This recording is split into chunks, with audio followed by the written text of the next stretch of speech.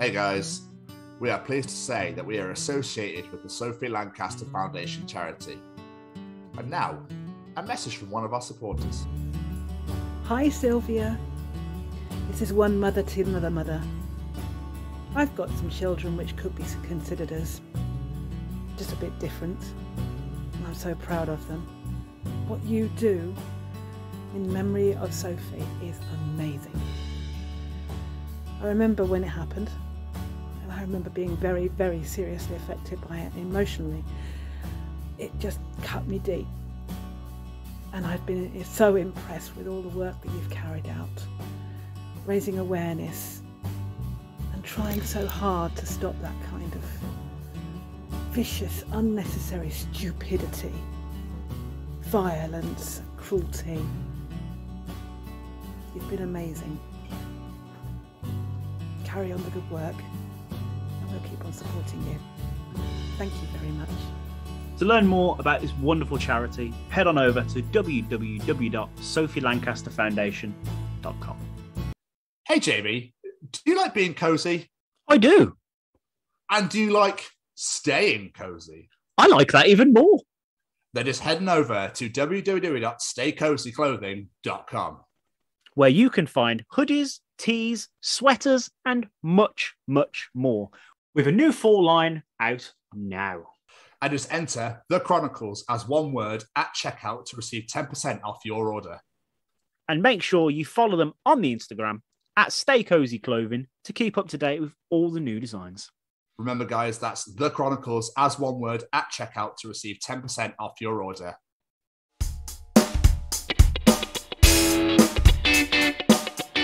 Of the rainbow. Really? And some of them are in these great, 50s girly shapes.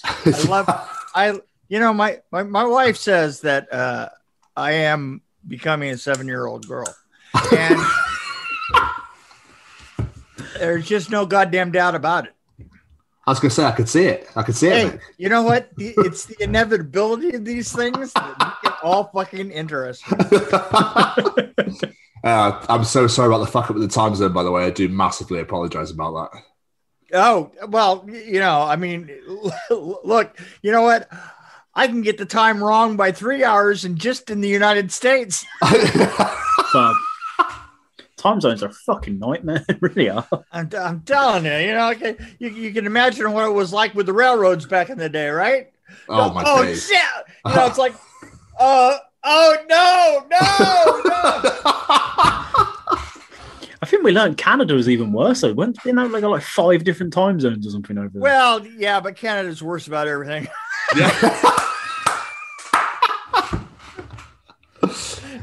I mean, if you want to narrow it down to that, okay, let's go with it. Absolutely brilliant. But yeah, we really appreciate it. Thank you so much for coming on, man. We really appreciate this a lot. Hey, you're welcome.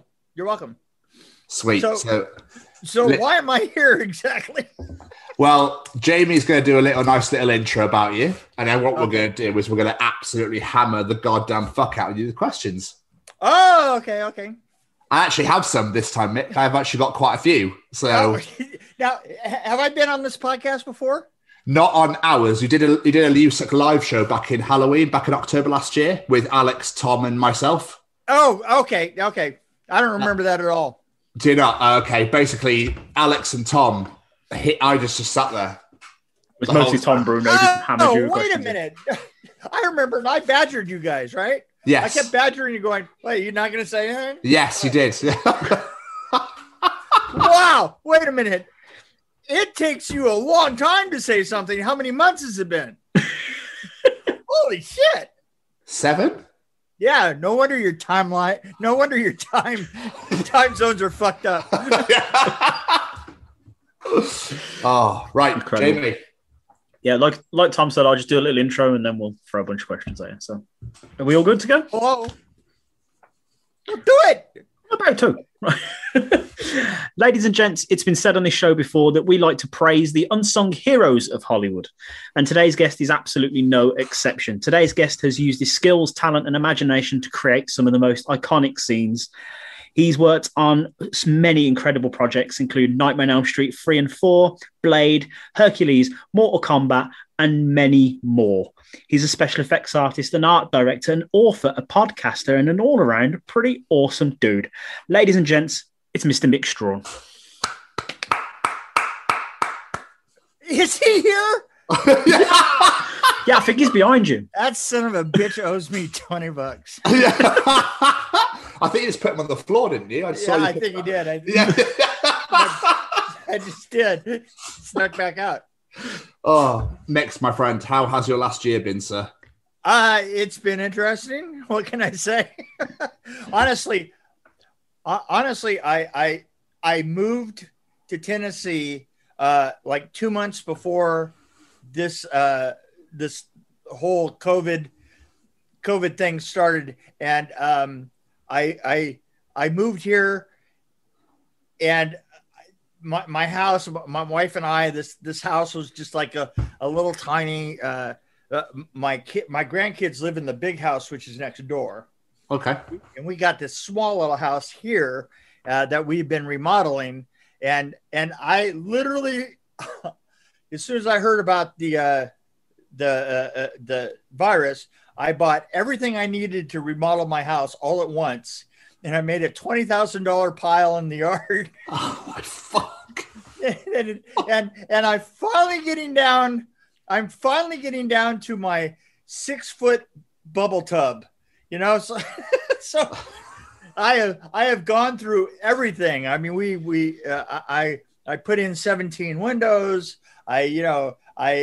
This place had no windows, and it's finally looking pretty decent. We're finally getting there. So excellent. I mean, was it a house before? Like, if it had no windows, what was it before? Was it just a building, or? Well, it was. Here's the thing. This guy, his family had 200 acres in Tennessee, just outside of Nashville, and what he would do is he would go onto the property and he would build him a box, right? Okay. And from that box, he would then make that his address, and then he would go and he would build an enormous castle next door to the box, and that would all take him 2 years, and then he'd sell it off, and then he goes to the next property. Wow! And what it does is every 2 years that means he doesn't pay taxes, capital gains taxes. Yeah. Right. And he's been doing it, and now he's like 2 properties down, and we got this place. And so the places that he makes, to live in, he's a true, Tennessean. So it only has to be a box. So I had to take this box, which is brand new, but it doesn't have any windows in it. It was 2 stories, and they didn't build the second story. And I've just made it look exactly like I want to. So that's amazing. That's like the best use of this time I think I've heard yet. Yeah. Wow. It wasn't exactly how I wanted to do it. I mean, I wasn't going to do all the labor myself, but beans is I really couldn't have anybody come over, and I said, shit, no, I'm just going to have to do it. Well, fair play, sir. Absolutely incredible. So I just got all the drywall is now all done, and I'm about ready to finish up the painting, and I've been doing it like bit by bit, as one person living in a house does, because you clear everything out. You kind of play, those little blue squares. When I was a kid, there were these little puzzles that were these blue squares. They came in Cracker Jacks boxes. Okay. And inside of this blue square was like about 10 red squares, and you kept moving them around trying to spell the word, right? I think I know what you mean. Oh, yes. I think I know what you mean. So yeah. that's what my life has been like for a year.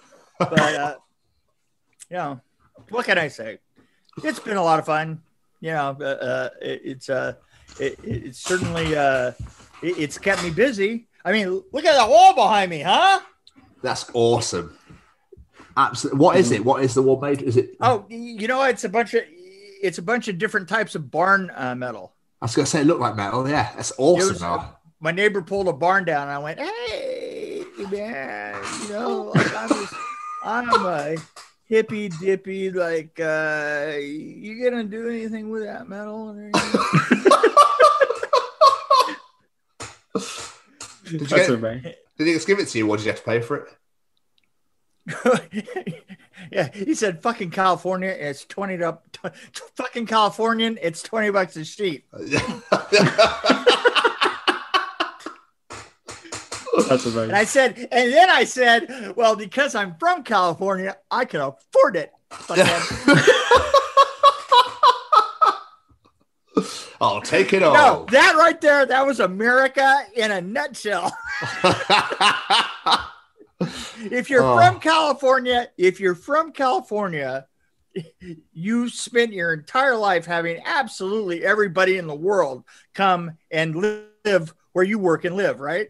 But when you're done being, when you're retired and you go, well, I can't afford to live here anymore, and you move it to another state, they all go, fucking Californians are moving in, and all the property values are going up, and you go, oh, fucking certainly.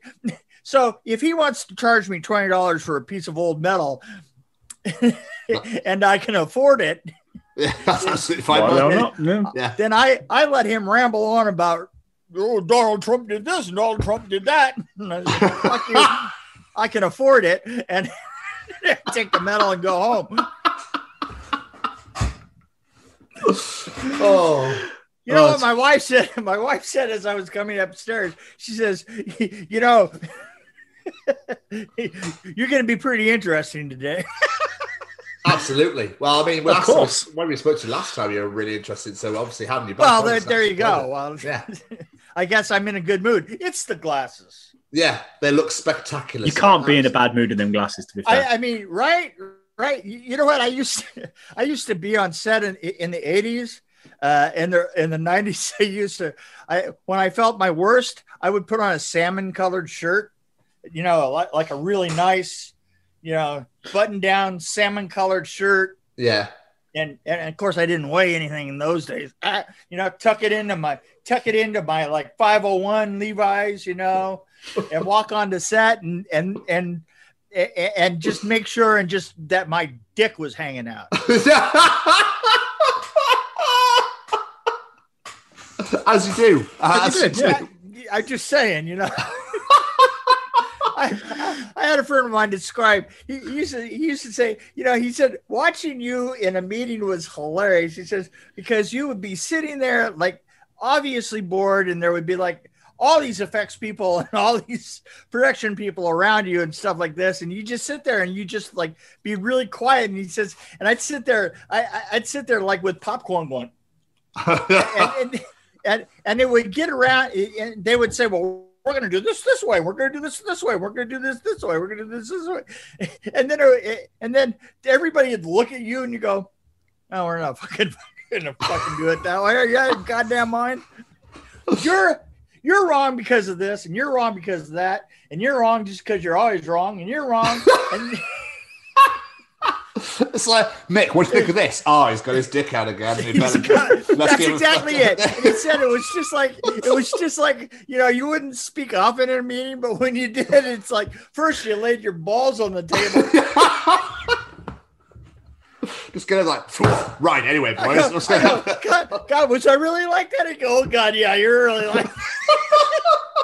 He said it was hilarious. I might as well got anything done. It's like I didn't know I was, but I've always been able to do this. I've always been able to really insult the hell out of you and tell you to go to hell, but make sure that you really enjoyed it. I don't know what it is. I mean, it's just a knack, It's a skill. It's a skill you've mastered. It's a skill. It really is. I don't even know how. It's just a way of talking. It was like everybody kind of invents themselves when they go to Hollywood, because let's face it, everything that we're doing is fucking fictional anyway. People ask, well, why does everybody in Hollywood lie to each other all the time? It's because, well, we're all just making it up as we go along. Like I used to say to people, okay, this is going to be funny. And just remember, we're both hearing it for the first time. Just start in, Survival of the fittest. That's right. Yeah. Yeah, you just, and I figured, well, if I was going to make it up as I was going along, I was just going to be funny and an asshole. And it's fucking worked for you. Yeah, that's right. It really did. Right. Mr. Strawn, take us back. What did young Master Strawn want to be when he grew up? Employed. Best answer again. Can't argue that. You know what? Here's the funny thing is I never really intended to be in the film business.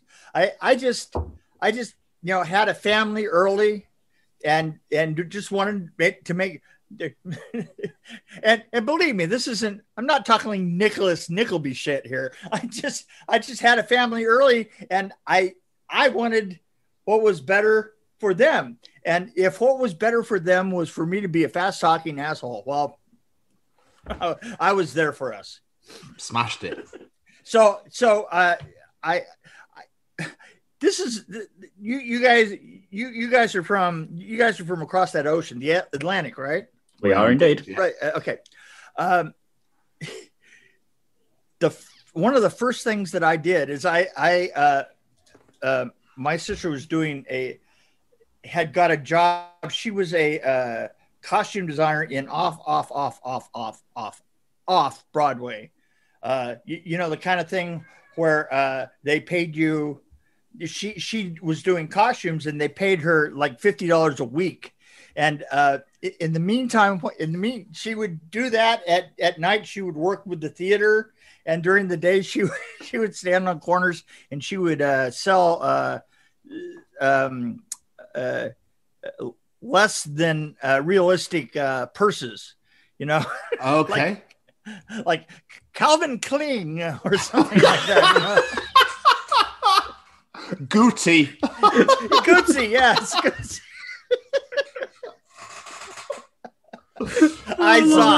Izot. Yes, all that. Actually, all the best off brands. And she got a job with a director, and he got a job with he got a job with the Canadian Safety Council. He was from Canada, and he got a job with the Canadian Safety Council. They needed to get rid of $5 million. And so they decided to do a safety commercial, right? Yeah. And so she goes, the first thing that you do is you hire somebody who knows that you don't know what you're doing, but won't turn you in, right? And so he hired her as the set painter. And so then she had the same problem. She had to hire somebody to come help her who wouldn't give up the bag that she didn't know what she was doing. So that's how I got my job. Here's the great thing about it is so then we wound up doing the painting on this amazing science fiction commercial that literally the gig ran for like 6 months. It was an enormous, it turned into an enormous commercial. It was for a robot named Astrid that from the Canadian Safety Council. And here's the funny thing is she does all these flips through space, and we actually filmed them by putting cameras, 35 millimeter cameras, and zipping them up, to where they're going like 300 frames a second. And she would go in these tubes that we made that had all these decorations in it that looked like space, right? Yeah. And they'd film it, and then this girl in this great robot suit. I mean, look up Astrid sometime, and you'll definitely go, oh, well. So, is it Astrid? Look up Play Safe.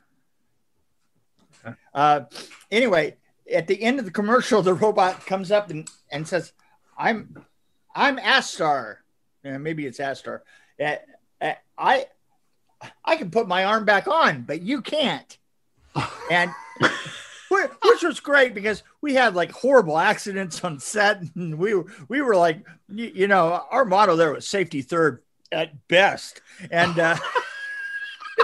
we were a fucking disaster. And so I literally did that. We did that for 6 months, and then I went off and I just kept working there. I literally wound up just kind of going from one weird project, and it seemed like no matter what project I touched, you knew about it years later for reasons that just weird ass. I mean, you know, all the horror films that I did, and the thing is, people still remember horror films, right? But I thought that nobody would ever remember that Play Safe commercial. You know, I was like, oh man, you know, that probably that was $5 million that just, you know, went into a cave somewhere. Then I found out that Play Safe commercial played in Canada every afternoon for 40 years. 40 years. And I didn't find out about this until 2 years ago. So I'm like on a podcast, a Canadian podcast. Who knew that they actually have podcasts in fucking Canada? So Hi, Keith. Hi, Keith. Hi, Keith. Keith's a good friend of mine. He's a good lad. Keith. He's a good lad. Fuck you, Keith.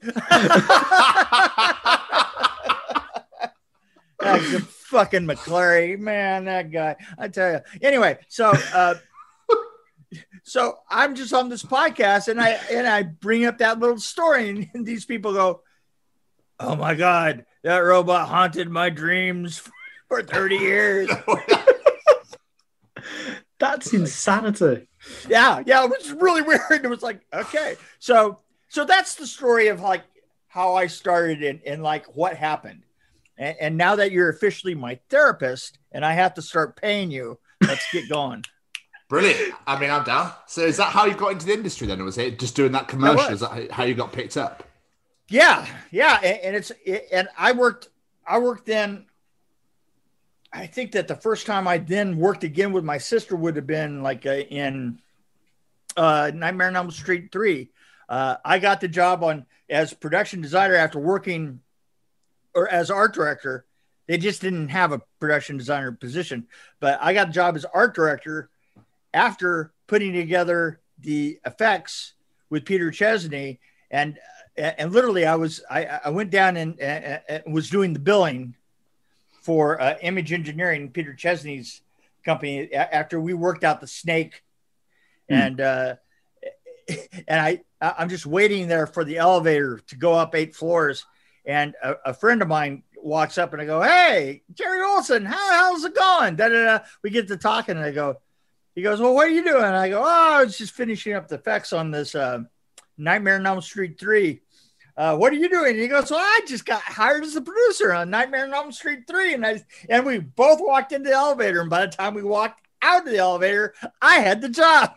Yeah, that's amazing. So, Jerry, you don't have a, and that was it. So I actually did get to do the perfect elevator pitch. That's incredible. Yeah. I mean, so was the production something you always wanted to go into, or is it just literally whatever you get your hands on, you do? Well, as in, yes, they paid money. Oh, so yeah, Yes. Whatever it was, I'll do it. Yeah, as long as you pay me, I'm doing it. Do you want to act? You know, yeah, fuck it. That's it. I'll be in it. The thing about it was I do well in situations where you're plopped into the middle of it and you need to work your way back out again or something. Yeah. Right? You know? And I was like, yeah, okay, I got that. I'm smart enough. I know what things look like. You're our director. Okay. Right. What's up? Right. Right. Hey, but my first job was Nightmare on Elm Street 3, so I didn't do bad. Definitely fucking not. Yeah, I mean, it's a great start. So with your line of work and what you do, it must take a real creative imagination. So where does that come from? Have you been like imaginative since you were a kid, or is like something you've developed while doing this role? Well, I'm 100% sure it's because I was bottle fed. It was the search for a nipple. See, deep down inside.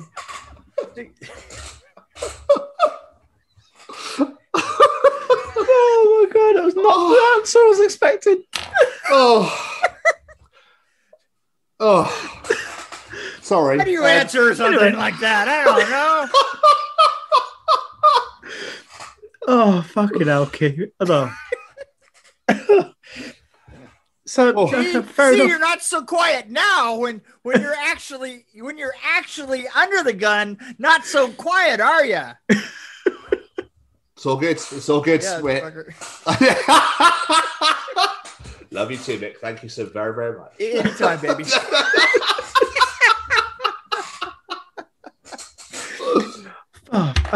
Definitely not the answer I was expecting to that question, but there we go. But okay. I can see that you're moving into the director / writer side now as well. I am. You've literally moved from one end and you're literally working your way up. So you've got a lot of stuff in pre-production at the moment as well. Was that because did COVID stop that, or was it just a case of you've just got a lot of fingers in many pies? Well, yeah, I had I had fingers in a lot of pies, and I think that I would have shot one film had it not been for COVID. Cheers, COVID. The House in the Pines. But the thing is I kind of took a break for, and when I came back, you see, my sister and I were, we would, although we didn't always design together, she died in a plane accident about 7 years ago. And, and that kind of made it, that I then had to deal with my mother and I had to pull everything back together on the family front and stuff. Yeah. And part of that was just then in the end, moving to Washington and then moving almost immediately to Tennessee and, just getting my feet underneath me. Yeah. And the funny thing about it is that in the meantime, getting out of Hollywood, I did learn all of a sudden that there were people out there who might know my name, which was such a fucking surprise. I just got to tell you, it was a very, very strange thing you see, when you're middle of working in Hollywood, at least for me, it was kind of like you wouldn't know that anybody gave a shit about what you did yesterday. I mean, literally what you did yesterday. I mean, you're literally onto a tread for certain projects and stuff. And literally most of the 2000s, I was kind of the fix-it guy that was doing things that, I can't really talk about. But kind of the heavy competence and strong fuck you attitude.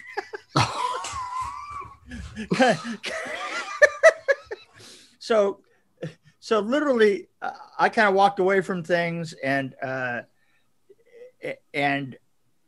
just remember there was, honest to God, there was a day about, I want to say maybe 2.5-3 years after my 2 years after my sister died, that I was looking at my phone because I got a new phone. I got an Apple phone now, right? Yeah. And I think before that I had a Samsung, but I really had never bothered to learn how it worked. I think a Samsung kind of requires that you actually know something about your phone. And I was fucked if I was going to learn anything about a goddamn telephone. And then I got an Apple, and my Apple kept having this notifications from Facebook. And I was like, wonder what the fuck that is. And when I did, I answered this one thing, and this guy goes, "Oh, I know you, and I know all your projects, and I'm from Brazil, and I did this and this and this, and it was because you did this and this and this and this and this." I was like, And I went over to my wife and I said, hey, look, here's this guy thinks he knows who I am. and that kept happening. Oh, dude. Yeah. And all of it.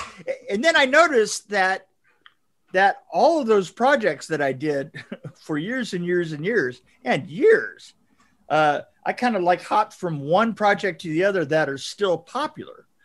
You know, I don't know that they were, you know, they weren't great projects, and most of them were, you know, horror. And to tell you the truth, when I was doing horror, you didn't really want to be the guy that did horror. You know, it was a hobby thing. It wasn't a hobby thing, but it wasn't the way that decent people made a living. Okay. It was like we were. I mean, I'm not kidding, and I say this all the time, and it's absolutely true. Is we were just above porn stars. I mean, and just barely, you know. I mean, that's because you kept getting your fucking dick out of me. Well, this is what I'm saying. This is because I kept leaving my dick on the table. But it's like it was like the dregs of the filmmaking community was the horror, and that was true for like everybody that was involved in the second great, you know, wave of horror. You know, that's something that we didn't think of at the time, but you know, that came in later. That, you know, the second golden age of horror was the 80s, right? And although we definitely tried our best, I mean, there was just no doubt, but we were always dealing with really low budgets and you know, terrible directors and all kinds of stuff, and we were always doing as much as we could with very, very limited budgets and not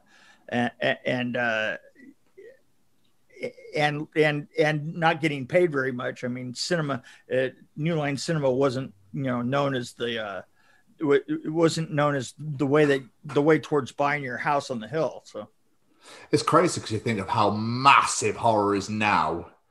So think back then, like if you're saying it was all low budget stuff, it's just insane to me because that genre has grown so much in the past 20, 30 years. It's just crazy. Yeah, no, it's absolutely crazy. And there are so many, and the thing is there are so many things that are aligned with it that have become super popular. I mean, you know, like the superhero stuff. I did the Fantastic Four back when, you know, the guy who was holding the Constantine films was doing everything that he could just to hold on to the property, Fantastic Four. You know, I mean, you know, he was making deals with Roger Corman of all people to get it produced. You know, and, that movie's hard to get. It's hard to find, isn't it? That film.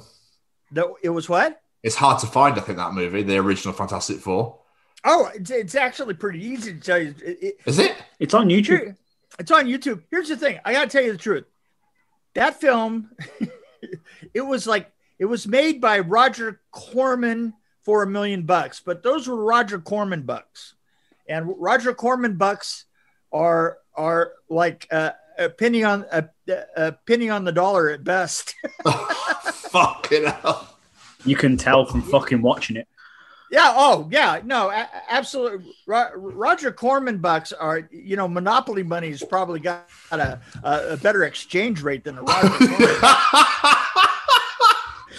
I tried to watch that film. I couldn't finish it. It's so bad. But here's the funny thing. I got to tell you, the thing about it is that I production designed it. We had absolutely no money, but it doesn't look like any of the films that came later. Because we actually only had money to make it kind of look like the comic itself, right? You know, I mean, it did have its own look. I've apologized enough for that over the years, by the way. I don't know. I don't know if you can apologize enough times for that movie. Although I will say, Doctor Doom looked good. That is literally the only redeeming thing about that movie. do look good. Well, you know, this literally the reason that he did this finger thing is because there wasn't anything on the mask that actually worked. It was literally just a mask. So I thought the thing looked pretty good. Really? Hello? Jamie? You can't, Jamie, you completely can't. Yeah, you can't. Did I? Massively. Yeah, you did, Yeah. I thought the thing looked pretty good. I suppose for 94, yeah. Tom, can you make him go? Yeah. Should just stick to me and you, Mick. Yeah, we'll stick to me and you. So, with the movies you've got to work on, then how are these pitched to you? Do you have to pitch to them, or do they pick you up from? So you did Nightmare on Elm Street 3 and 4. So you did Candyman, you've done Blade, you've done Mortal Kombat, you've done an absolute shitload. But I mean, so did they approach you to be like, oh, we want you to production design this or art direct that or create minifigures for this? Or did you go, here's my ideas? Yeah, usually I was in the run if you wanted a really big look in a fantasy line. I mean, I was just like one of the kind of go-to guys for and you only had pocket change to do it. So, which is terrible reputation to get. And Mortal Kombat, I was brought in as a fixer for Mortal Kombat. Okay. What do you mean by fixer? Sorry. Yeah, I was about to say the same thing. Let me have a sip of my Monster. And Uncle Mick will tell us a tale. And I shall get out the Monster and tell you a tale. I'll strap myself in. Let's get the seatbelt on. So, a friend of mine called me up. He's a producer. And he says, hey, what are you doing for a little bit? And I said, I don't know. I don't know. I got a film coming up. Just got moved back a little bit. I'm just driving down Sunset Boulevard, wind in my hair, my pants open, just ready for anything. And he goes, well, listen, I want you to like go to such and such a screening room, because we had screening rooms back then. We didn't do things by tape. And I got to the screening room. He says, well, we fucked up on this, and I need you to tell me what happened here. And so I saw the first cut of Mortal Kombat. And he goes, it ends, and he goes, okay, well, what's wrong with this? And I go, well, to put it simply, you made a film out of a video game, and it looks like a video game. And he goes, what do you mean? And I go, well, you have this, you made it look like the film, or you made it look like the game. In other words, you have these fights and they're very uninteresting, and you don't show or involve anything else around you in the fights. And it goes from one fight to the other. That's all that happens. Yeah. And the thing is I can understand that the game is exactly that way. Yeah. And it was. But I said, the thing is that does not a movie make. Think of, and I gave him an example at the time, but probably a better example for you would be what's the one with the six-finger man? I don't know. Six-fingered man. Princess Bride, right? Oh, right. Yeah. I said, think of Princess Bride. Think of the fight in the Princess Bride, the sword fight, kind of at the very beginning. Okay, which is just a masterful piece of it's a dance is what it is. I mean, it's this great fight, and involves the set and you know, there's all this twisting and stuff like that. I said, everything that's right about that fight is everything that's wrong with Mortal Kombat. And he goes, well, okay, how do you fix it? And I go, well, so we sat down, we had a couple of quick meetings because it was going to come out almost immediately. And I said, what? We'll take the worst sequence out of the film and we'll replace it with a sequence that includes the set more involved, and we'll take it to a new area. Right. And he says, well, how are we going to do that? And I go, well, we could always use an optical asshole. And, and he goes, well, what's an optical asshole? And I go, well, you take the main character and you just go, close it around him. He goes, we can do that? And I go, oh, fuck yeah. I'll tell you right exactly where you can do it. And guess what? Everything after the optical asshole opens up on the Scorpion fight is mine. Think about it. Yeah, that Scorpion fight, it's in like really darkly lit, a lot of oranges and reds, if memory serves. Right. And it's up in the bamboo. Yeah, there's like scaffolding and yes, I remember. Scaffolding is all bamboo, and what we did is we used the scaffolding. What I did is I choreographed with Robin. We choreographed together a fight, and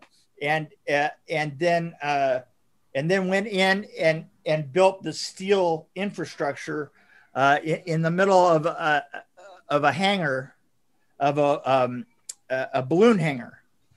And we blacked it out and then built the set. And the set was 130 feet deep and 100 feet high, 100 feet wide.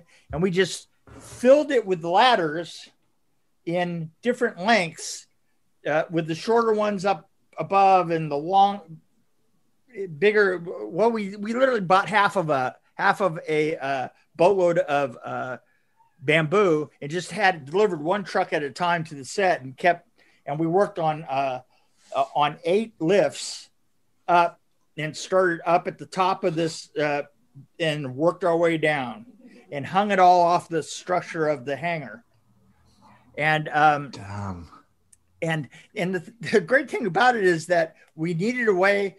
I had taken the idea from a picture in National Geographic of a tribe somewhere like a Samoan, a splinter from the Samoan groups that had an island, and they buried their kings on the side of a cliff that had an ocean down below it, right? And they literally always had these ladders, and they replaced these bamboo ladders as they wore out so that they could go up and put offerings and flowers on their bearers. That's amazing. And the bearers were just done like ladder. So the ladders, so all we had to do is make ladders, and some of them were bears and some of them were ladders. And we just made a huge, just got it, just a huge process for making these. And we hung everything with zip ties and then covered it up with bandages, right? And the great thing is that we didn't want heavy weights. We didn't pulling it down. So instead of using dummies for the bodies, we used blow up sex dolls. So genius. When you see that scene and you look at the bodies out there, there's 60 blow up sex dolls out there. And the great thing is that if you'd been there at the time and looked from the outside, because, it was hard to cover all these mouths. And so what we would do is kind of turn the heads out so that as we're filming, we're actually going past, these mouths like this. If you went to the other side, people start cracking up going, fuck, check that out. I need to watch that scene again now. That's fucking brilliant. I know what I'm doing later. I know. So it's great because I've got to look at Mortal Kombat tonight, the new one. And here's the thing is, in order to get in that scene, we took out the fight that was in the grove. There was a fight in a grove, right? And it was like literally the dumbest thing you've ever seen. It was like, oh, I'm behind this tree. Oh. Another guy runs over and is going to go, oh, I'm behind this tree. And there's super power over there. And it's like, fuck, man, this is horrible. And so I said, that's where we're going to open that. We're going to do our optical asshole is going to open up right here. And that's and boy, I am telling you, when you look at it, you go, oh, fuck, he said optical asshole, and that's exactly what it is. That's all I'm going to say now. It's brilliant. Oh, I sort of guide, if you looked at it backwards, you'd go, that is a shit worthwhile. So I find the creative process quite fascinating. Like you've just said then, you looked at this hangar and got all this stuff together and whatnot. Do you have like a process or a mindset you approach a project with, especially like in your early days? Like, do you watch similar movies to get ideas, or is it literally just you go in and you go, this, I'm doing this? You know what? I know this is going to sound really funny, but what I always tried to do is not bore myself. I know that sounds funny, but it was literally what I did. It's I wasn't really a big fan of horror films. Like most of the horror films that I've watched within the last 7-8 years. I was just a fan of getting the job done. And I wanted to beat the other guy. I know that this sounds weird is, when people are really honest about what their motivation is, my motivation was just to be the best at what I did, and to be good at horror. I had an instinct for it, Yeah. The thing that terrified me most is when I was a kid was watching a film called The Skull, which was a 60s terrible, terrible film, but it was just this floating green skull in the air. but you know what? The thing that's funny is there's a guy, I can't remember. He was some horror actor, and he said he read something that somebody else had written that said horror is the thing that you just barely catch out of the side of your eye. And man, that's absolutely true, because most people are too blatant about what's good horror. Like, think of it this way. If you open up the door to a house and there's a skeleton standing there, that's Halloween, right? Yeah. Yeah.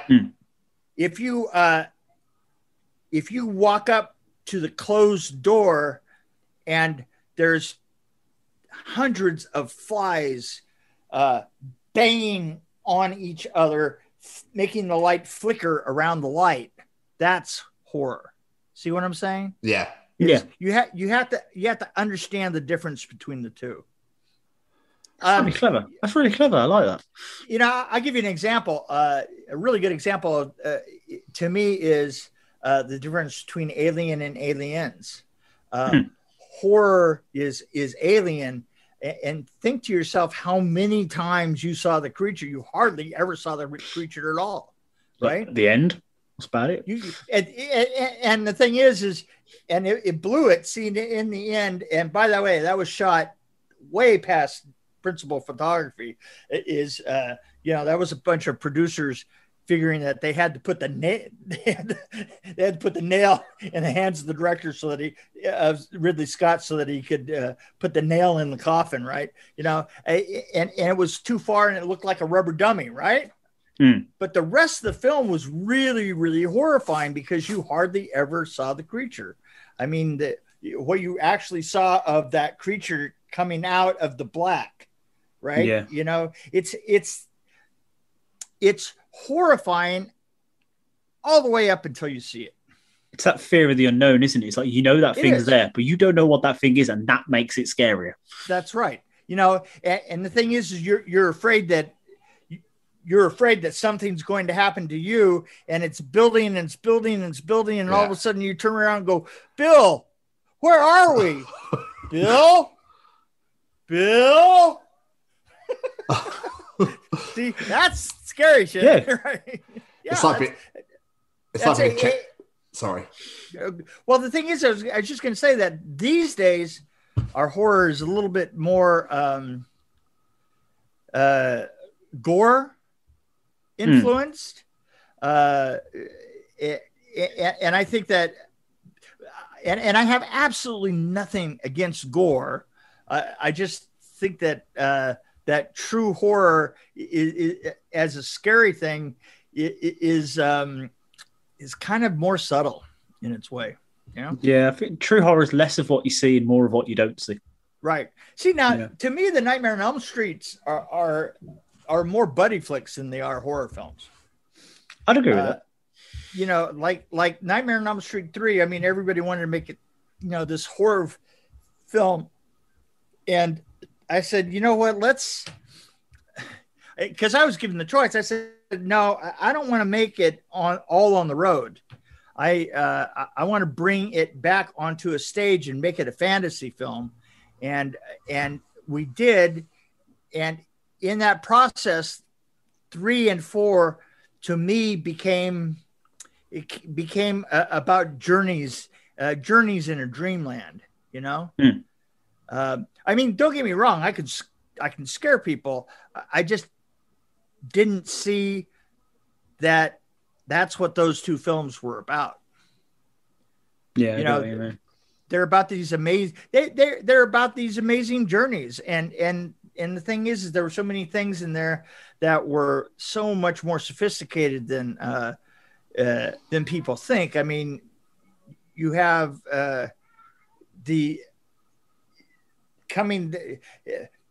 the thing is we were trying to create to get away from a Superman problem. A Superman problem? Yeah. You know what a Superman problem is, right? Nope. Well, if Superman can do anything, so how do you create got it. Yeah. Right. And the thing is Freddy obviously has a Superman problem because eventually you got to go to sleep. And when you do, right? Yeah. Well, and the thing is they created the ability of bringing people into a dream with you in order to get around that Superman problem. So here's what you had happening on the third is you had, first of all, they let Freddy off the chain. Robert Englund is an actual actor. I mean, he's a motherfucking great actor is what he is. And so what they did is they kind of let him start to improvise and pull his own lines in and let him become, I mean, let's face it, he became a comedian in the darkest sense of the word. And doing that, it made the series more popular and made it so that it was going to survive. And we brought it onto the stage so that it could be more of a fantasy. And we also we got rid of the Superman problem by making it so you could bring people into the dreams. Yeah, I get what you mean. And the thing is that's kind of where it was at for the rest of the series of films, you know? Yeah, they always found around it was either bringing him out of the dream, or you can bring things in, or there was taking medication so you stopped dreaming. Right, exactly. Yeah. But all that made it that made it so that you really did have, you know, different situations when you were inside of the dreams. You know, it was more like a chess game.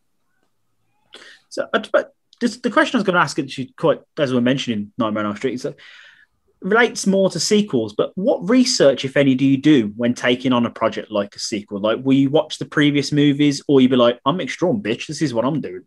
Like an example, be redesigning Leatherface's mask, like when you did the third Texas Chainsaw Massacre. Is there that pressure there, or is just you fucking really nailed it, though. You really did. I had a feeling that might be the answer. You've actually been listening to this podcast, haven't you? Yeah, I have. Yeah, that was pretty much because I tell you, honest to God, truth is by that point I was at. Yeah, you know what? I don't like that. and the mask thing was particularly funny because we I don't know if you've ever heard a story about this, but K&B Effects were the ones that were making the mask. Greg Nicotero, and they had really gotten big at this point, and when I went over to to approve the mask, and when I did, as I drove up, there were buffalo everywhere, and I mean there were buffalo everywhere. The parking lot was full of buffalo. You had to park like 2 blocks away. There was buffalo that was actually taking up street parking. Well, think about it. Think about when it was done, because there was a film, Kevin Kline film called what the hell? Oh, I had it. It was right on the tip of my tongue. Anyway, it was an epic Western, right? And so in this epic Western, they had to have buffalo, all these buffalo, and Greg Nicotero was making the buffalo, but the buffalo were fucking everywhere, and it was really hard for them to actually focus on doing the mask because they were so overwhelmed with buffalo. I mean, I literally had to move around buffalo in order to talk to the guy that had the mask. I'm like here on this side of the table, and he was 2 buffalo away from me on the other side of it. So literally it was sort of that thing of and he was trying to be kind of attitudey, because here was another production designer that wants me to come in and tell me what to do, and the thing is, I had done an awful lot of what they did. It wasn't like a matter of like I didn't know what was going on. So when I finally did have to go around the 2 fucking buffalo, I just cut the fucking mask up and told him to put it back together like this. God damn it! And then I walked out. Nice. I love that. And so that's why that mask is like kind of got the ripped up face and this. It's because I just. Fucking brilliant. I mean, can you do all your measurements in buffalo now, please? Yes. Where's your house at? About 6 buffalo away? 2 buffalo. Yes. I want you to know that you're only 2 buffalo away from me, motherfucker. So, does your knowledge of special effects, productions and other things sort of like ruin movies for you now? So when you watch films, you're like, well, I know how they did that. I know how they did that. I know how they did that. Does it ever spoil the viewing pleasure? I wouldn't say that it spoils it. You know what? It's like if you really know a lot about jazz, does that ruin the best jazz for you? No. No, I suppose. It just made me think, because obviously movies are there to be enjoyed and watched, but I suppose if you watch it. I love it when it's done. And here's the thing. It is just like jazz. It's like when it is done well. When I watch a film that's done well and I forget that I'm just a guy in the audience, that's when I really fucking dig it. I mean, okay. I'll give you an example. I'll give you an example. Road Warrior, not Road Warrior. What was the Mad Max? Oh yeah, Mad Max. I thought Mad Max was done so well that I stopped thinking about the particulars of how they did things. I mean, then later on, I found out, that, so much of what he had done was practical and all the rest of this. And I was like, yeah, it was just fucking cool. I love it when all of a sudden it's just fucking cool. Yeah. You forget, like, how, you just enjoy it for what it is. I'll give you another example is What We Do in the Shadows, the film. Oh, What a film! It's like how do you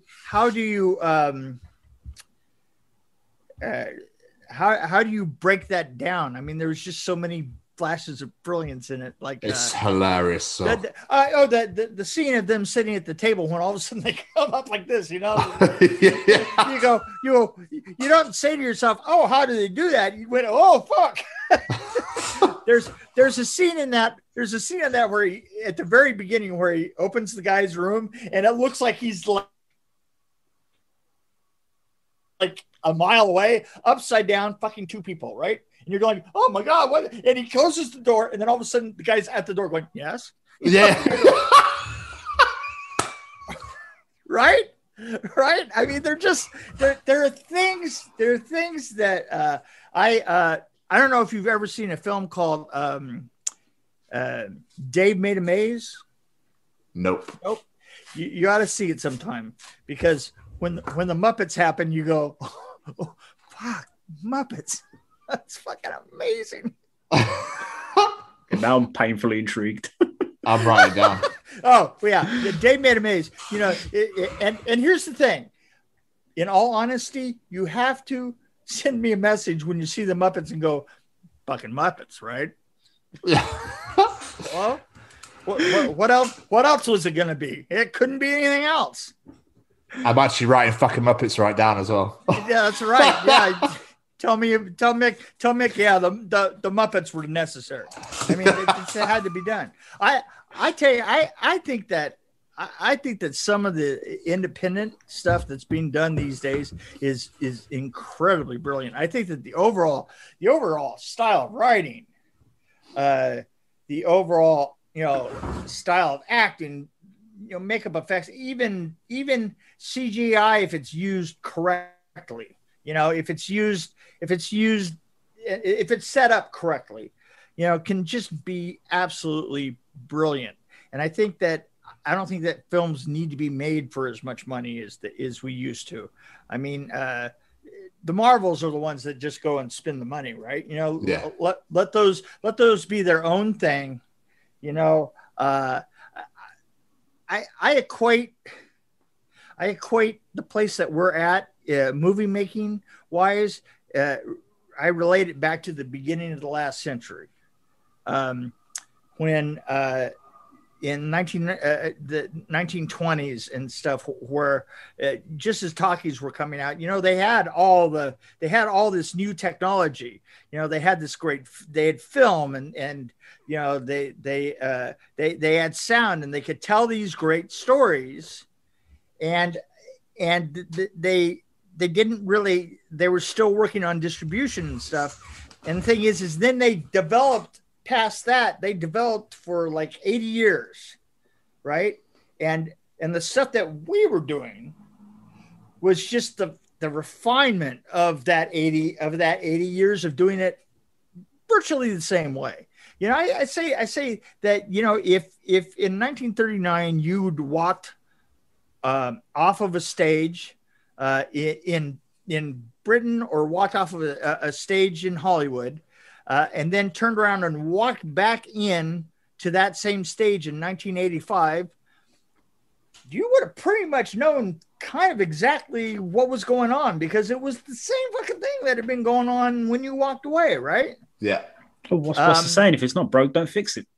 Well, it's just refined. It just took that many years to because, and you have to remember, it was a business. It isn't as much a business anymore. I mean, there's people out there that are doing it just for the passion of it. I mean, I did a film called Vengeance recently.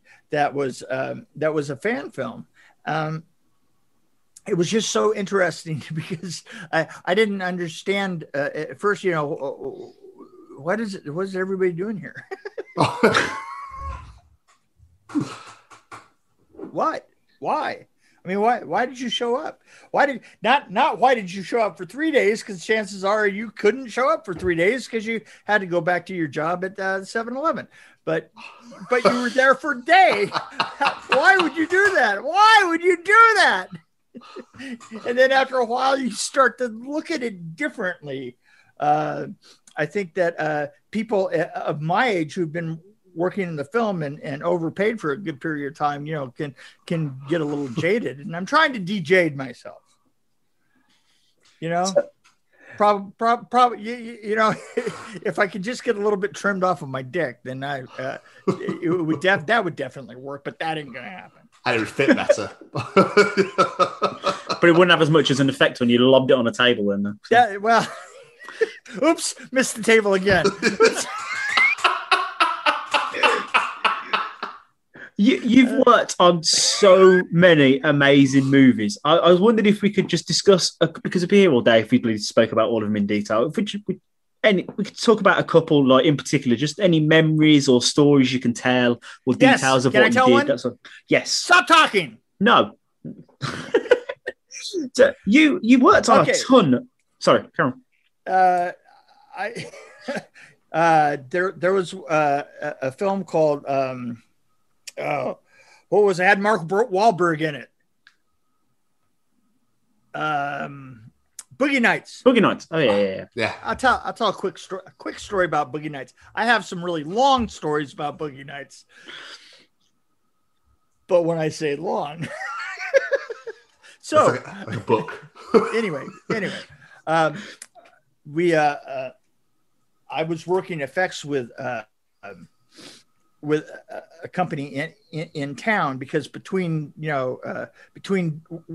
being production designer, I would go and hide and do just special effects, for a couple of months until like my next project, came around. And I was working. I came in, got into the office like late in the morning, like 8:30 or 9 o'clock, and they put a script in my hand and said, "Here, go to this address, get across town." And I grabbed the script and I throw it in my car and I start driving across town. And I get there and there's a procedure. They said, the production meeting is happening right now. Now, here's what the production meeting is. Is either one of you ever been worked in film? No. I'm afraid not. Not been lucky. Yeah, don't start now. So you walk into a room that's got like 35 people on it, all the department heads, anybody that's important, and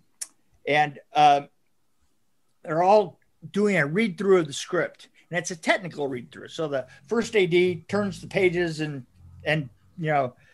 says, here's the first scene. Let's talk about it. And then they talk about the first scene, what's going to happen. Right. Yeah. So I had just gotten the script and this happened all the time. So there was kind of a procedure for it. So what you would do is you'd grab another script from off of the counter and you'd slop that down and you'd open it and you'd follow the first AD with that script. And in the meantime, you'd take your script and you'd madly try and get ahead by holding it down here, right? And you madly see if you could get 2 or 3 pages ahead. And so I'm madly going ahead and it's Boogie Nights, right? And they're going through it and they're going through it and I'm going ahead and I read it. I'm 2 pages ahead and I look and I went and Mark Wahlberg's character pulls out his enormous 12-inch cock, and I look up, and I knew the prop guy, and the prop guy is sitting right across from me, and he goes, "Yeah," he said, "Yeah," and it's right here, and he reaches down, he grabs this paper bag. And he slaps this paper bag down in literally the middle of this table, 35 people sitting around it. And he reaches in the bag and he pulls the bag off. And there's that hairy 12-inch long dick sitting on the table. And I'm like, huh. What? And I have to tell you, and that film just went downhill from there. I mean, literally downhill from there. I mean, I was like, it just got weirder and weirder and weirder.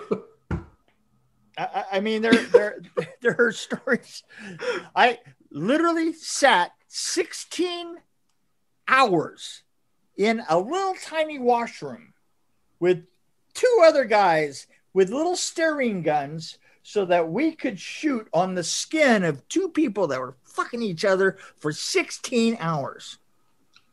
What? During the party scene. Remember the party scene at the very beginning? I barely remember that movie. I've seen it once when I was young. I don't remember it very well. Well, the funny thing about it is I kept thinking to myself, I might have imagined being in that room for 16 hours. And I told that story because there's a lot more to the story. I mean, it really was. Let me just tell you, your brain just goes to like other places after a while,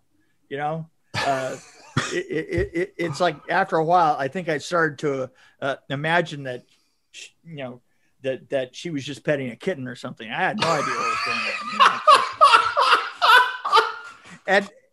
And so I literally thought that maybe I had imagined that. And a guy wrote a book about that film. Why anybody would write a book about that film, I had no fucking idea. But it was about 3 years ago. He wrote a book about the film. I told him that story, and he kind of was like, really? Okay. And he calls me back up about a year ago, and he goes, dude, I have to tell you, I finally met the girl that was in that room for you, and she absolutely corroborated everything. And I was like, yeah, okay, that really did happen. You mean that really happened? I mean, sitting in a room for 16 hours. Oh, I'm not surprised. I'm having fever dreams. It's just good lube. That's all it is. That's all it possibly do. You talk about your Astro lubes, man. God damn. It's either great lube or axle grease. I don't know what the hell is going on there. One of the things in your career that is what a personal highlight of mine that I absolutely love is your work on Blade. Because didn't you do the shower scene in the opening, the blood shower scene? I did. Yep. What can you tell us about that? Because it was honestly one of the greatest opening scenes in fucking cinema. I love it so much. We set that up. We experimented with that blood forever. We found out more things about pumping a semi-viscous fluid because we didn't want it to be like Evil Dead 2, where it looked like water, like red water. We literally used dough heads. For making bread, they have a like these inch and a half heads that you pass that they can hot pressurize dough through, right? Okay. We had to use those instead of we made them look like they were fire sprinklers, but when you look at them and you think to yourself that they look really large, well, they're not my penis. It's they're actually enormous heads. We had to do that. We used 3,500 gallons of essentially a methicil kind of food thickener, and color, and it was chlorinated, and because it chlorinated, it changed colors. And we had a ring of emergency showers that were all the way around the building. It was you have no idea what a huge deal that scene was, plus we had 3 pumps, and it took 3 pumps in order, if you're watching it, like the pressure surges and then really surges, and that's the 3 separate pumps coming online, and it was a huge deal. My daughter was one of the dancers in the room. That's cool. And she got caught between a couple of taller people and almost drowned. Holy fuck! Yeah, Fuck. because that stuff was coming down so fast, and they were pogo dancing, right? Yeah. You know, and in the pogo dancing, you don't separate, right? And it was coming down so fast and so hard that she, being less than they, literally had to have somebody on the side actually got her breathing again. Whoa. Holy shit, man. What kind of irony would that have been on that particular? And that was a fucked up film anyway. That director was an asshole. He was British, by the way. Oh, that makes sense. Understandable. Yeah. You know what? I came up with a theory, kind of my own personal theory about that. You know, he was a truly aristocratic British asshole, and I thought to myself that, you know, if he'd grown up, and I really hate guns and all the rest of that, but if he'd grown up in a state like Texas, he would have never made it. He would have never lived long enough to actually come and be a plague on my life during Blade. Did you just do that one scene in that movie as well? You know what? I didn't get along with the director, and I did. There were several other things that I did, but after a while, I just kind of decided to go home and live my life. Fair enough. He was just such an asshole. What about Wesley Snipes? Was he similar? He was an asshole too. Yeah, I'm not surprised you laughed. God, you know the funny thing is come to think of it, everybody was an asshole, and the problem was is everybody had better lawyers than I did, right? so you know what? When that happens, you go home. You just fucking go home. I'm sorry, Right? Mick. That's And so I mean, shit. Oh well, you know, it was truly.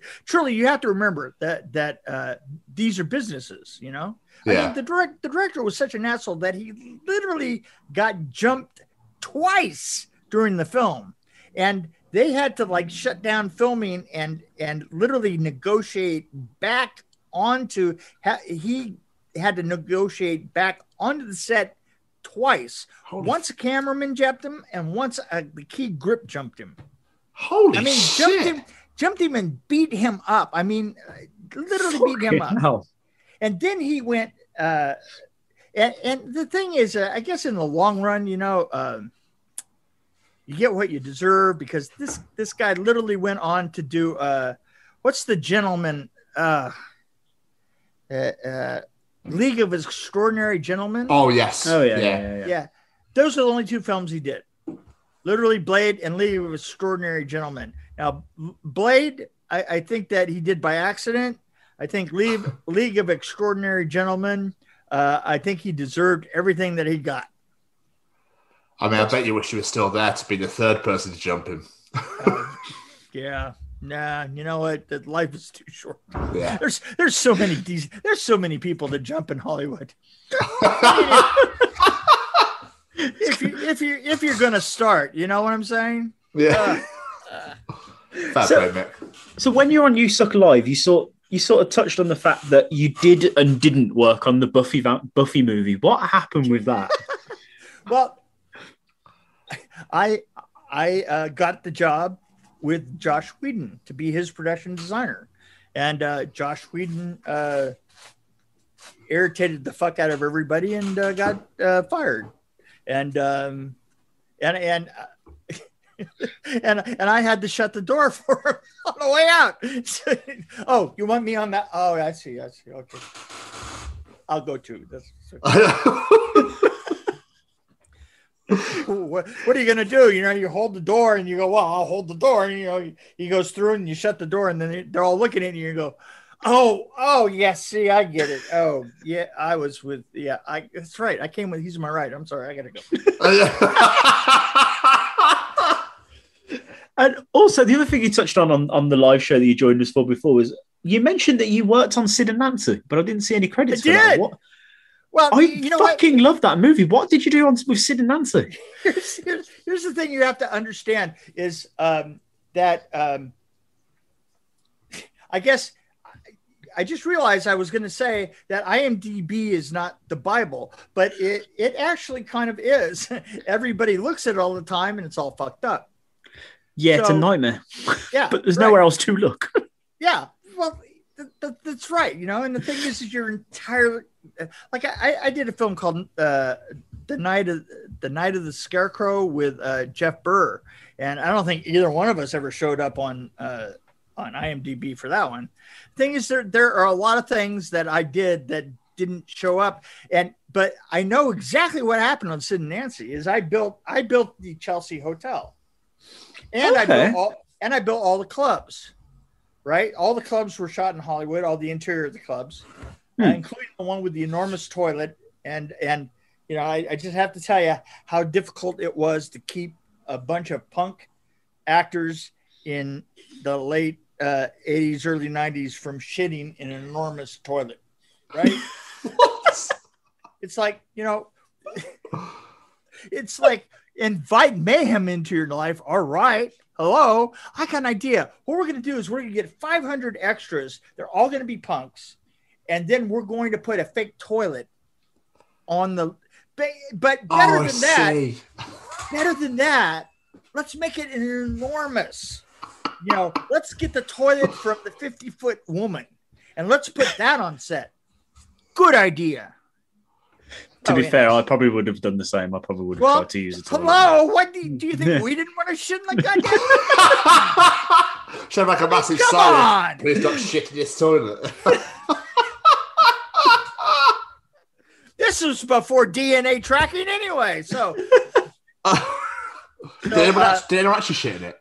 But I got to tell you one thing that I did do.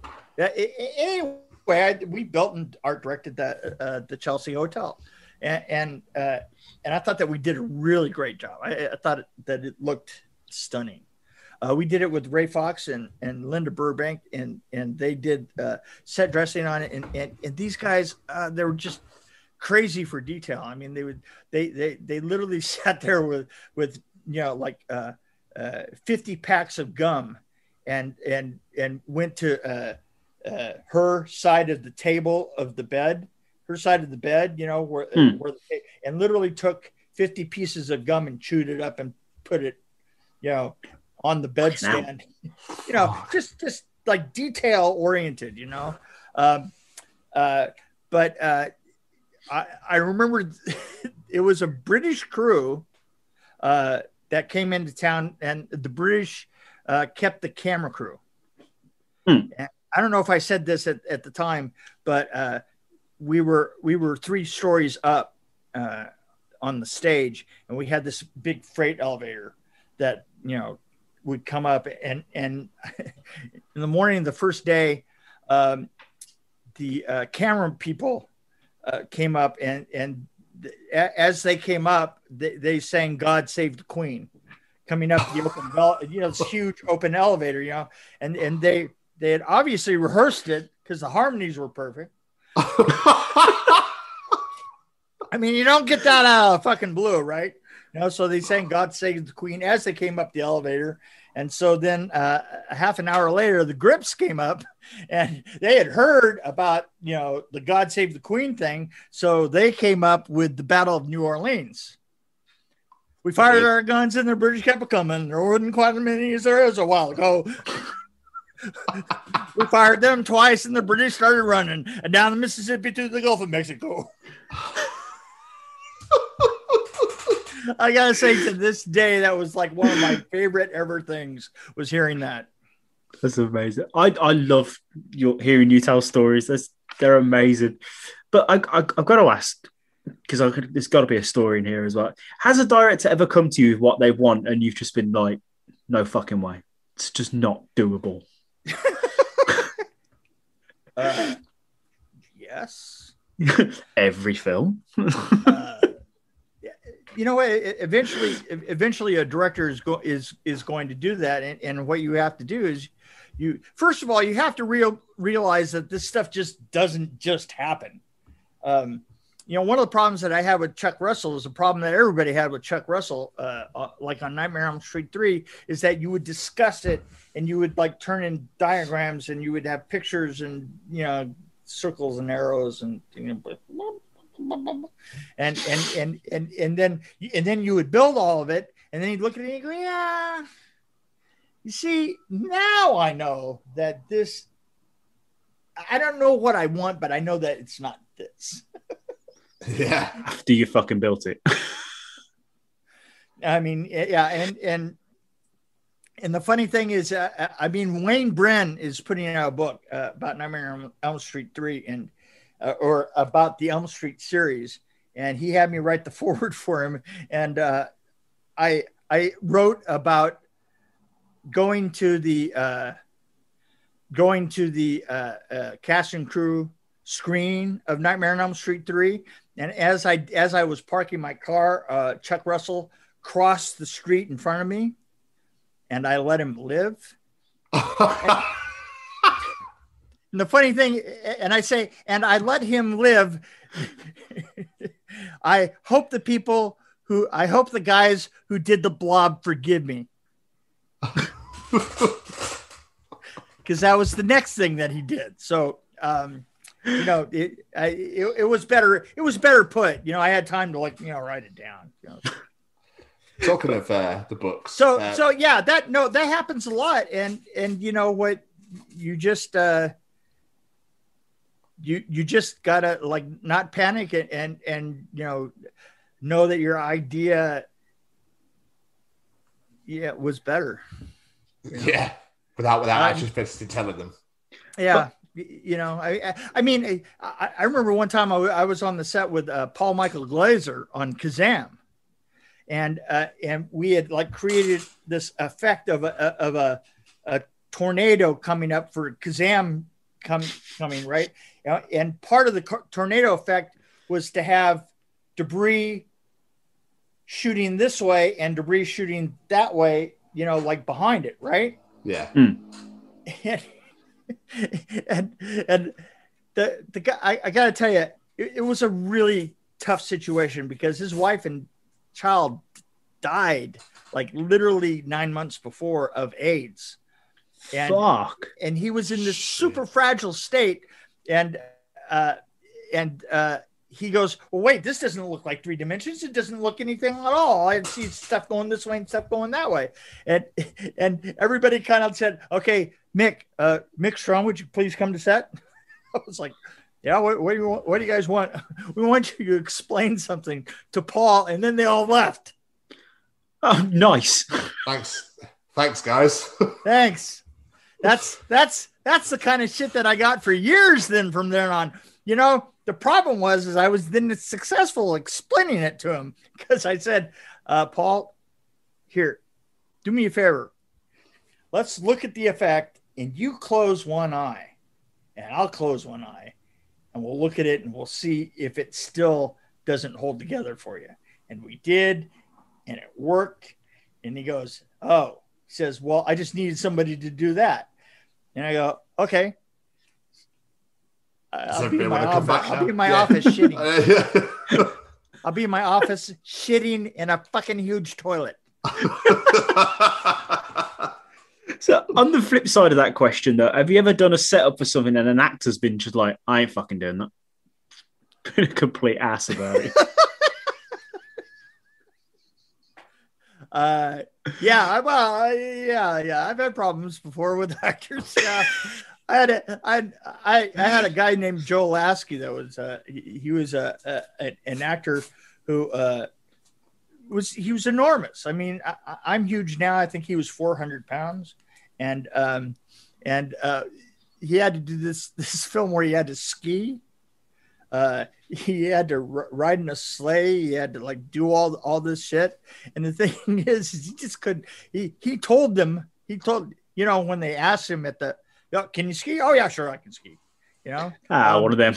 You know how to ride a horse? Oh yeah, no, I'm a champion rider. This guy couldn't fucking do any of that shit, man. It's like, and whenever he got into trouble, he called me on the set. I was like, holy shit, how did I get that job? Literally literally could not get onto a ski lift. Right? Wow. And here's the thing. The thing is if you can't get onto a ski lift and then somebody does figure out a way for you to get on it, then you gotta get them off at the other end. That was really rough. So 4 hours later, still there. The thing is we get up there and it's like I'm like, okay, now you got to get off because this thing's gonna keep going. What do you mean it's gonna keep going? So I didn't get him off the first time. We went all the way back around, all the way down, and then the next time, as we were getting up there, I just got back and literally, he leans back and he knew that I was going to push him out, right? And so he leans back and then I lean back and the next thing is the rocking and everything like this, and finally we just spill out onto the way up. and the thing went so low that it literally scooped him up with one ski, right? One of the skis got caught in the thing and literally like just started to drag him around along the ground. It was like, this is a good time. This is a good freaking time. Oh, you can guarantee that man never wants to think of that film ever again. Well, he's dead. So he's never going to think about it ever again then anyway. So see, you know what? Things just work out in the long run. So we mentioned in the intro that you were an author. Like that Tom doesn't even know what to say about that one. I know, yeah. I was going to talk and Joe beat me to it, so that was all. You go ahead. I've asked loads of questions. You go ahead. So I think he was going to ask the same question actually. The book Behind the Screams about Nightmare on Elm Street 3. Yes. How did that all come about then? What was the idea behind that? Why was it? Let's do a book about that one particular movie. You know what? It was one of my favorite films to work on. It was really really complicated. It was done in a very short period of time. It was at the very beginning of so many young people's career that went on to just be the major. I mean, you had K&B, Chris Biggs, you had John Buechler. The thing we had to do is take the effects and Screaming Mad George. We had to take every effect and give a different effect to everybody in town in order to do it, because we started filming it. We started pre-production in February and it was released in August. So that for a film at that time of that size was unheard of. Yeah. And so because of that, we got the whole town, and it was my job to coordinate all that. We got the whole town working on it at one time. Wow. So that's, so we had like great I mean, and the thing is it was a very positive film. It was like, we'll just fucking work it out. I remember I had 3 people telling me the story of the dog pissing fire, and how there was this discussion going on between the mechanical effects people who do the fire and the makeup effects people who made the dog, and like literally as the camera starts to roll, one of them turns to the other, and literally you hear in the book there's different groups are saying, yeah, and then in that discussion we're talking about how we're asking each other, so you fireproof the dog, right? Well, what do you mean, did we fireproof the dog? As the dog goes up in a ball of flame, like in the background. Fuck. So so then they try and film it again, but they literally have to like spray paint the dog. So and the thing is they didn't give you enough. They didn't even give enough dog. They only had like half the dog, like just the back legs, just that's that. So you had to frame it really, really tight. Yeah. The framing really, really tight. But basically it was a spray painted. The great thing is everybody, all these people had all these great stories about, and they're just not the stories that you ever hear. I mean, all the stories that you hear, like, about some fucking star and their goddamn agent. And, Yeah. Fuck you. What I noticed as well when I was doing my research is I love the way you sign your books for fans. It's what are you brilliant. trying to say? With the stories you write in the inside cover. Oh. Let's see if I've done any recently. It's brilliant. You're right. I have done a lot. Let's see if I've done anything recently. Let's see this one. Oh. Dear Ryan, I can forgive myself for writing this piece of shit, but what of the people that buy this stuff? Where is your personal Idaho, and is it really just a bag of burning dog shit? I don't even know what that means. No, do we? But it's fucking brilliant. Here's one. Dear Chloe, so this little piece of shit is off to Australia. Well, good riddance. It knows what it did.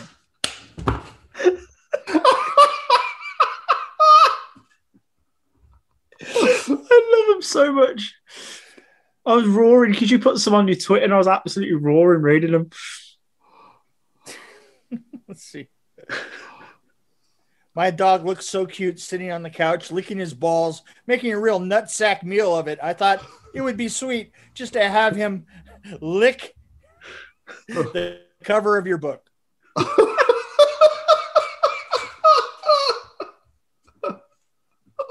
You're welcome.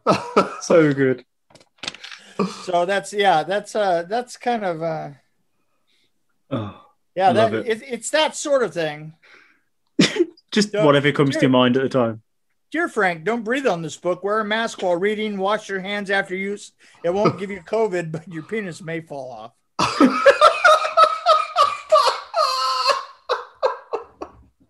That's my favorite. Oh, fucking hell. Dear Michelle, this is a lame bunch of words. However, I'm sure you'll pass this on to your children's children because this is the best we could do in 1986, you little cougar, you. I don't know what that means. I really don't. Dear Arvid. Arvid, what kind of fucking name is Arvid? Dear Arvid. So I hear you can't read, have a low IQ, and you soil yourself often. Boy, have I got a book for you.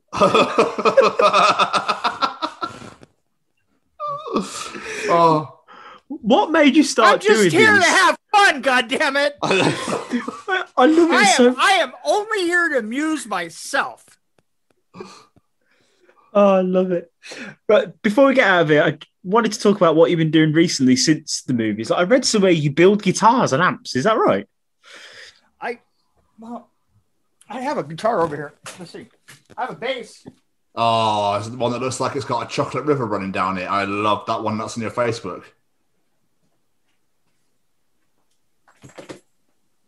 Bye, mate.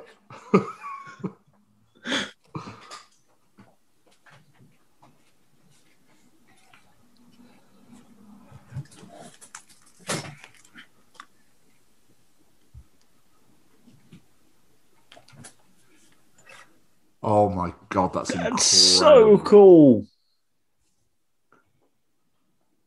Damn, man. Where did you want to start doing that for then? What, just you like playing, but that's so lush. Do you like playing instruments or was it just like, fuck it, I'm gonna make some guitars? Because I want it. I know how to play.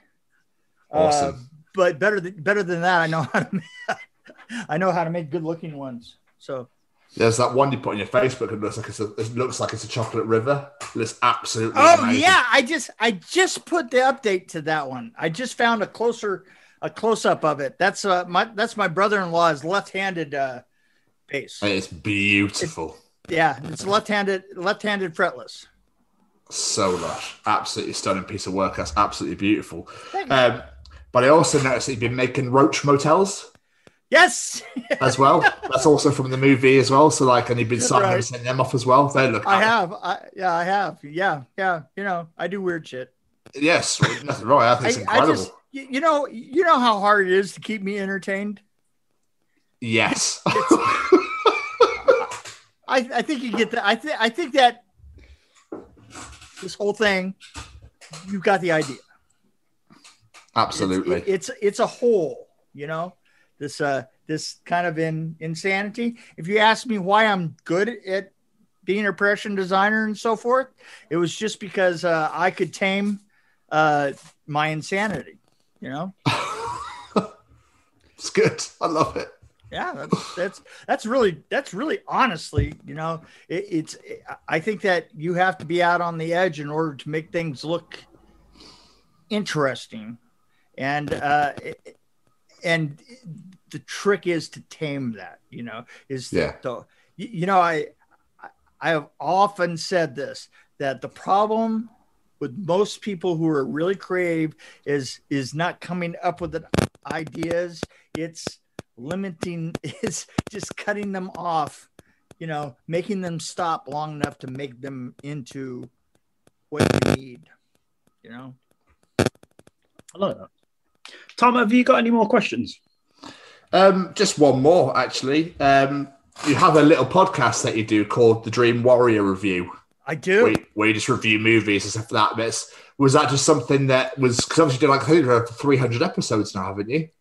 Yeah, I know. It's really weird. Incredible. It's literally some friends of mine, a friend of mine and I have been doing that on Sunday afternoon for so long that, I mean, literally I moved to Washington for a short period of time, and we went to see a movie together. And on the way back, we thought, hey, this banter that we're doing sounds like a lot of fun. Yeah. And so we turned it into a podcast, and we didn't know anything about making podcasts, and it's been going ever since. Absolutely fantastic. Love it. It's fun. I mean, you know, every once in a while I get to tell a story, and I think that he's hilarious too.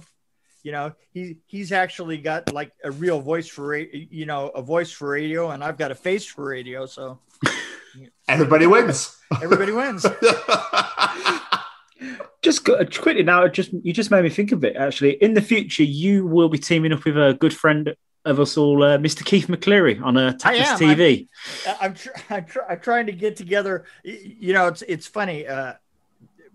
I'm having like this period right here where everything is like peaceful, and it's almost like I don't want to destroy it with doing another podcast for a little bit, but pretty soon I'm going to get together and we're going to. The idea is kind of this: is I love looking at stupid things Americans do. You know, like. I don't know. You know what really inspired me is I saw a picture of like one of the Chuck E. Cheese rats standing in the middle of a dump. It's the fucking best picture ever. It's like his, you know, there's bits of his skeleton and you know, computer boards, shit, and motors showing, and there's that. Amazing. And I thought, oh man, this is just so vastly American, you know. And I just talking to him on the phone and going, well, yeah, you Canadians do stupid things too, right? And he goes, yeah. I said we should have a competing stupid things broadcast. So we're going to put it together. That sounds amazing. It sounds so good. Yeah. Yeah. Just because America can be really stupid. You know, America has all these roadside attractions. And I said, well, you have roadside attractions in Canada, don't you? And he goes, no, we don't. Why would we do that? They're probably freeze to death. Exactly. This is where Paul Bunyan froze. Froze to death and died. He attempted to live through the night by cutting open Babe and crawling inside, but it didn't work.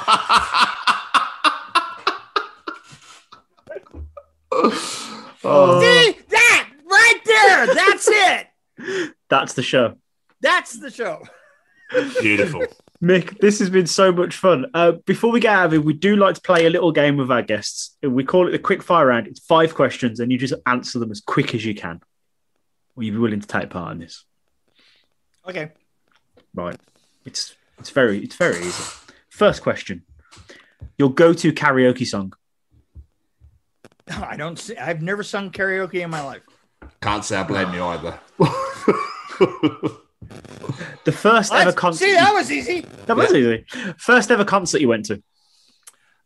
It would have been Edgar Winter. Nice. How do you take your tea or coffee? Lots of cream, lots of sugar, and if it's tea, I pour it out on the ground. Oh. Can't say that to British people. Who would play you in the movie of your life? Mel Blanc. Mel Blanc. I don't know. See, that you're one. gonna have to find out who that was. Research that one, yeah. Oh, you know what? I'll give you Mel Blanc was the voice of Daffy Duck. He was the voice. He was the voice of the rabbit. Bugs Bunny. Yeah. He was all those voices, and I always wanted him to. I want him to play me, but when I die, I want him to do the voiceover. Phenomenal. Last question: if you could give young Master Mick Strawn a piece of advice, what would it be? Don't. Just don't. Best answer ever. just don't. Just don't do it. Just don't do it. Oh. Yeah, whatever. Oh, Mick, this has been absolutely amazing. Before we run off, that was 5. Oh my god, that was 5. I passed. You won the ball. Have you got any plugs, websites, where people can get the book? Anything you want people to check out of yours? You know what? You just have to get a hold of me, and I know that it's a challenge. Just get a hold of me on Facebook. You have to DM me because I am probably 4 years behind on my friend requests. So if you really want the book, you have to DM me or see me at a con. I don't feel any compulsion to actually advertise or actually get you a book. So this is your job. And if you want to, if you want a Roach Motel, fuck you.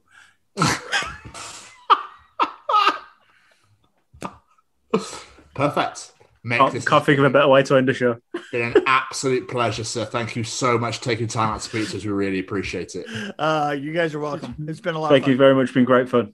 Really Thank appreciate you, it. Take care. Enjoy the rest of your day. Enjoy the rest of your day, mate. See you guys. Take care. Bye. Where's the leave button? Hi, I'm Frank Guglielmelli, and I'm the narrator for some wonderful audio dramas from Syscast, like Marty and Mars, Bounty Hunters, and a great part in Val Toby, with much more to come. You can find these programs on Spotify or wherever you listen to podcasts, or head over to our website, www.syscast.com. We are excited to announce that we are now affiliated with the Chronicles of Podcast with Tom and Jamie.